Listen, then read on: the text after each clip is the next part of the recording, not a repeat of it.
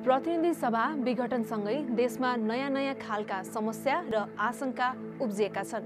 आम नागरिकलाई यसले कसरी निकास पाउला वा देश फेरि कतै अशान्तितिर त जाँदैन भन्ने विषयले चिन्तित बनाएको छ। तर सत्तामा रहनेहरूलाई भने यो विषयले छोएको देखिँदैन। उनीहरू एक अर्कामा विरोधमा त उत्रिएकै छन्, तर अन्य निकायलाई पनि विवादको घेरामा तानिरहेका छन्। त्यो मध्येको एक हो संवैधानिक आयोगमा गरिएको पछिल्लो नियुक्ति। अदालतमा मुद्दा विचाराधीन रहेको अवस्था र संविधानमा राखिएको संसदीय सुनवाईको प्रावधान बिने गरिएका नियुक्तिले नयाँ विवाद सिर्जना गरेको छ। आजको यो अङ्कमा संवैधानिक आयोग के हो, संवैधानिक नियुक्तिका विषयलाई लिएर अहिले किन विवाद भइरहेको छ, संवैधानिक आयोगलाई सरकार वा दलको छायाका रूपमा प्रस्तुत गरिए त्यसको असर के पर्न सक्छ जस्ता विषयहरूको उत्तर हामीले यो श्रृङ्खलामा खोज्ने प्रयास गरेका छौँ। आउनुहोस् सुरु गरौँ आजको यो श्रृङ्खला।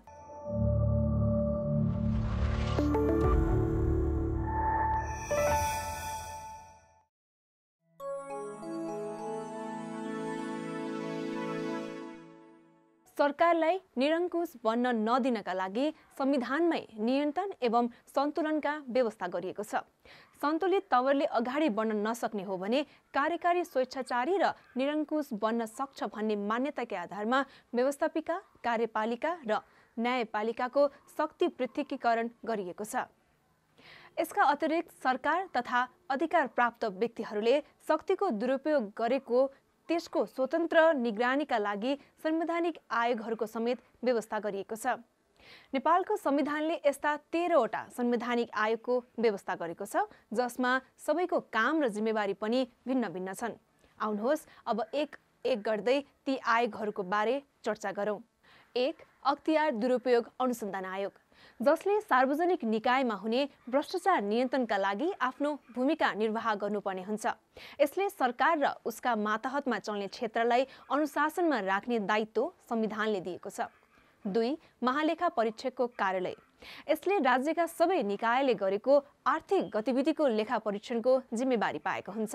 यसले वार्षिक रूपमा कुन निकायमा कति खर्च भयो, कहाँ कति बेरोजु छ भन्ने विषय औलाउने काम गर्छ।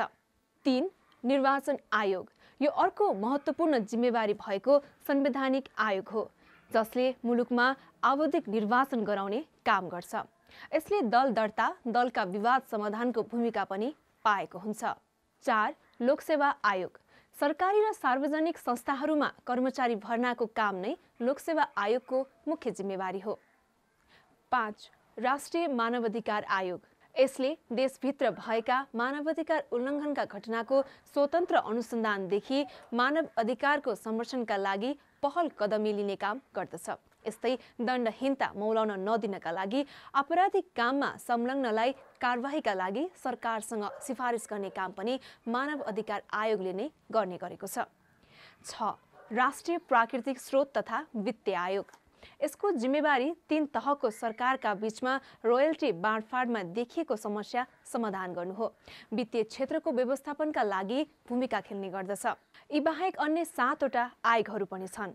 आदिवासी तथा जनजाति आयोग, राष्ट्रिय महिला आयोग, राष्ट्रिय दलित आयोग, मुस्लिम आयोग, मधेसी आयोग, थारू आयोग र समावेशी आयोग। संविधान निर्माणका क्रममा विभिन्न क्षेत्रका जात जातिका समस्या समाधानका लागि भन्दै त्यस्ता आयोगहरूको गठन गरिएका हुन्। संविधानले अङ्गीकार गरेको समानुपातिक समावेशी सिद्धान्त अनुसार सबै समुदायलाई अगाडि बढाउने उद्देश्यका साथ 10 वर्षमा पुनरावलोकन गर्ने गरी यी आयोगको गठन गरिएको थियो। तर आधाभन्दा बढी समय यी आयोगहरूले पदाधिकारी बिनै बिताएका थिए।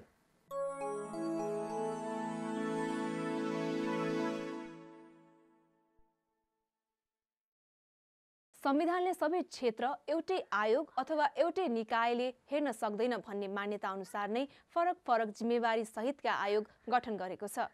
तर धेरै आयोगमा नियुक्तिदेखि नै मानिसहरूले प्रश्न उठाउने गरेका छन्। जस्तो सरकारी निकायबाट भएको भ्रष्टाचार नियन्त्रण गर्नका लागि गठन गरिएको निकाय अख्तियार दुरुपयोग अनुसन्धान आयोगमा पदाधिकारी नियुक्ति गर्दा कुनै स्वतन्त्र मानिसको खोजी गर्ने भन्दा पनि सरकारले आफू निकटको व्यक्तिलाई त्यहाँ पुर्याउने काम गर्छ। संवैधानिक परिषदमा हुने सदस्यको भागभण्डा अनुसार त्यहाँ पदाधिकारी नियुक्ति गरिने परिपाटी घाम जस्तै छर्लङ्गै छ। यसरी गएका व्यक्तिले सार्वजनिक निकायको भ्रष्टाचार नियन्त्रण गर्न सक्लान् त भन्ने विषय अहिलेको मुख्य प्रश्न छ। यस्तै निर्वाचन आयोग, मानवाधिकार आयोग सहितका सबै संस्थाहरूमा दलीय भागमै पदाधिकारी जाने गरेका छन्। त्यसैले त्यहाँ हुने नियुक्ति र काम कारबाहीको प्रभावका विषयमा पटक पटक प्रश्न उठिरहेका छन्। यस्तो अवस्थामा प्रधानमन्त्रीले संवैधानिक परिषदको काम कारबाही सम्बन्धी व्यवस्थालाई नै अध्यादेश मार्फत संशोधन गरेर एकलौटी रूपमा संवैधानिक प्रक्रिया समेत पूरा नगरी आयोगमा मानिसहरू भर्ती गरेका छन्। अब त्यसको नियुक्ति प्रक्रियादेखि देखिएको विवादले यी संस्थाको काम कारबाहीमा थप असर पर्ने पक्का छ। कुनै पनि सार्वजनिक क्षेत्रलाई हेर्ने निकायको स्वतन्त्रतामाथि प्रश्न उठ्यो भने त्यसले गर्ने काममा विश्वसनीयता खस्किँदै जान्छ। जब संस्थाहरूमाथिको विश्वासमा नै प्रश्न उठ्छ, त्यसपछि त्यहाँबाट हुने काम कारबाही प्रभाव शून्य हुने जान्छ। त्यसैले पनि अहिले नेपालमा अधिकांश आयोगको काम आम मानिसकै प्रश्नका घेरामा छन्।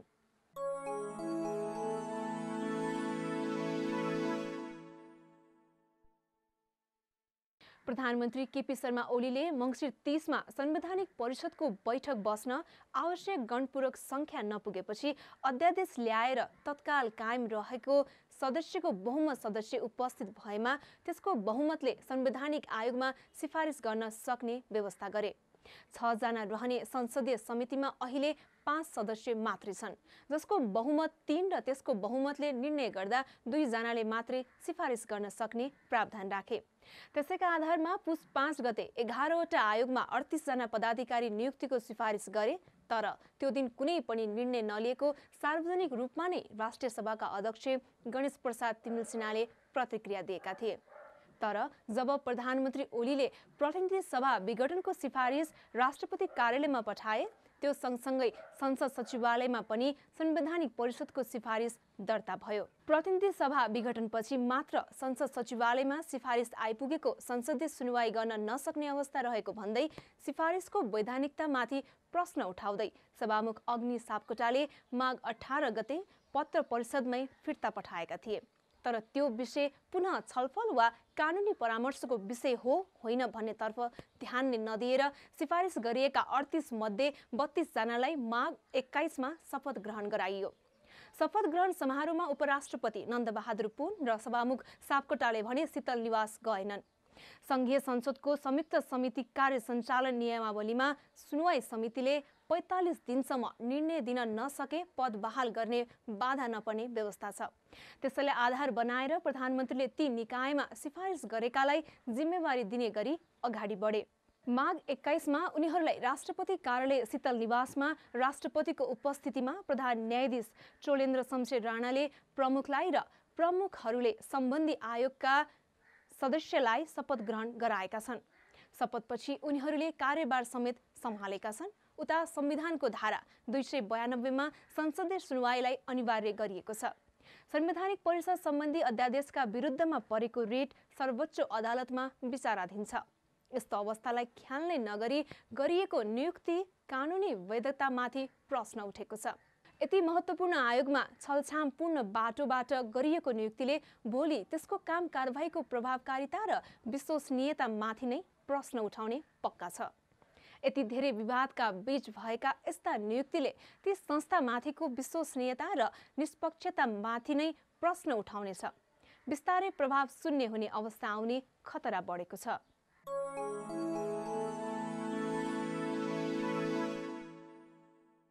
सरकारले गरेको कामको खबरदारी गर्ने मुख्य भूमिका संवैधानिक आयोगहरूको हो। सरकारी क्षेत्रमा भएको भ्रष्टाचार नियन्त्रणदेखि मानवाधिकार उल्लङ्घनका सम्ममा राज्यलाई जवाबदेही बनाउने उद्देश्यका साथ यी संस्थाहरूको गठन गरिएको हो। यस्ता निकायमा जाने व्यक्तिहरू स्वतन्त्र र निष्पक्ष हुनुपर्छ भन्ने मान्यताका साथ यसको नियुक्ति प्रक्रियालाई पनि संविधानले व्यवस्थित गर्न खोजेको छ। त्यही आधारमा यस्ता आयोगमा पदाधिकारी तथा सदस्य नियुक्ति सिफारिस गर्ने निकाय संवैधानिक परिषदको बनोट महत्त्वपूर्ण निकायका व्यक्तिहरूको प्रतिनिधित्व रहने गरी व्यवस्था गरिएको छ। प्रधानमन्त्रीको अध्यक्षतामा हुने परिषदमा प्रतिनिधि सभाको सभामुख, उपसभामुख, राष्ट्रिय सभाका अध्यक्ष, प्रधान न्यायाधीश र प्रमुख प्रतिपक्षीय दलको नेता सदस्य रहने व्यवस्था छ। यति महत्त्वपूर्ण व्यक्तिहरूको प्रतिनिधित्व संविधानले गर्नुको मुख्य कारण नै यी आयोगमा गलत व्यक्तिहरूको प्रवेश नहोस् भन्नेका लागि थियो। तर अहिले सरकारले संवैधानिक परिषद सम्बन्धी ऐनलाई अध्यादेश मार्फत संशोधन गर्दै आयोगमा विद्यमान रहेका सदस्यको बहुमतको आधारमा बैठक बस्न सक्ने र त्यसको बहुमतले निर्णय गर्न सक्ने व्यवस्था राखेको छ। अहिले संवैधानिक परिषदमा 5 जना सदस्य मात्रै छन् र त्यसको बहुमत 3 जना हुन आउँछ। अध्यादेशपछि विपक्षी दलका नेता शेरबहादुर देउबा र प्रतिनिधि सभाका सभामुख अग्नि सापकोटाले बैठक बहिष्कार गर्दै आएका छन्। तर संवैधानिक परिषद बैठक प्रधानमन्त्री, प्रधान न्यायाधीश र राष्ट्रिय सभाका अध्यक्षलाई राखेर बैठक बस्ने र नियुक्ति गर्ने काम गरियो। विषय विज्ञता भन्दा नि भागभण्डाका आधारमा चोर बाटो प्रयोग भएर गएका ती पदाधिकारीले सरकारले गरेको गलत कामलाई गलत भन्न सक्ने आँट गर्लान् त। यसरी सरकारको लाचार छाया बन्ने अवस्थाले आम मानिसमा निराशा नै थपिदिएको छ।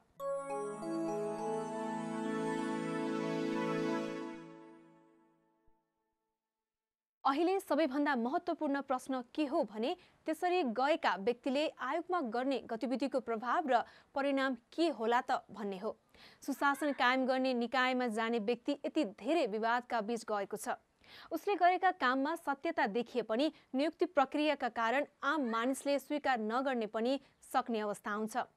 दलको फेरो समाएर वा चाकडीका भरमा चल्नुपर्ने अवस्था आएका पदाधिकारीले भ्रष्टाचारलाई उन्मुक्ति दिने र भ्रष्टाचार बढ्दै जाने अवस्था सृजना हुन सक्छ। अर्कोतर्फ अनुशासनहीनताले समाजलाई निरही बनाउने र केही मानिस जो राज्य सत्तासँग पहुँच राख्छन् उनीहरूको राज चल्ने अवस्था आउन सक्छ।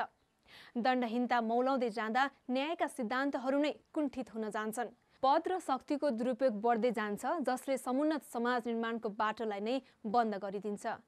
प्राय तेस्रो विश्वको मुख्य समस्या यस्तै देखिन्छ। कुनै पनि आपराधिक कामलाई नियन्त्रणमा लिनका लागि राज्य संयन्त्र नै बलियो हुनुपर्ने हुन्छ। जब संवैधानिक निकायहरूले विश्वास गुमाउँछन् त्यसको असर सडकमा देखिन्छ। अहिले भइरहेको पनि त्यही नै हो। एउटा दलको विवाद छ, त्यसलाई हेर्न सर्वोच्च अदालत र निर्वाचन आयोगलाई जिम्मा दिएको छ। तर त्यसको पक्ष र विपक्षमा जिम्मेवार व्यक्तिहरूले जथाभावी मोडिरहेका छन्। यस्तो परिस्थितिमा संवैधानिक निकायहरूले प्रभावकारी रूपमा काम गर्न सक्दैन, जसले अनियमिततालाई नै प्रश्रय दिने काम गर्छ। अनि यसले संवैधानिक निकायका पदाधिकारीहरू पनि कोही प्रति पूर्वाग्रही र कसैप्रति अनिग्रही हुने अवस्था आउन सक्छ। अनि यसले समाधान नभएर द्वन्द्वको बाटोमा देश अगाडि बढ्ने खतरा पनि उत्तिकै हुन्छ। यसरी संवैधानिक निकायको काम प्रभावविहीन बन्दै जाँदा लोकतान्त्रिक शासन प्रणालीमै असर पर्ने सम्भावना बढेर जान्छ।